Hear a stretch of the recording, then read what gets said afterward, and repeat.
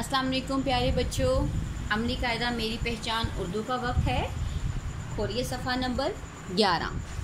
इसमें आज आप सीखेंगे बनावट हम सीखेंगे।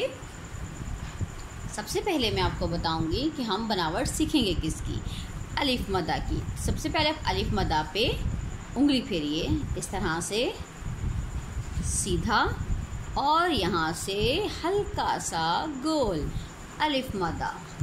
अब आप सफ़ा नंबर 11 पे देखेंगे, यहाँ पर है आम के अंदर लिखा है अलिफ मदा। अब आप इसको मुकम्मल करेंगे, लिखेंगे इसके ऊपर इस तरह से, बिल्कुल ऊपर इस तरह। और यहाँ पे आप बनाएंगे नीचे, फिर ऊपर नीचे अलिफ मदा। इन सारे अलिफ मदा के ऊपर आप लिखेंगे।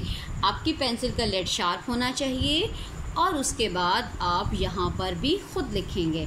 यहाँ देखिए, मैं आपकी मदद करती हूँ। यहाँ से आप जाएंगे नीचे गोल, ऊपर गोल।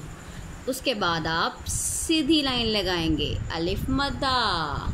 इस तरह से आप करके और तस्वीर मुझे व्हाट्सएप करेंगे।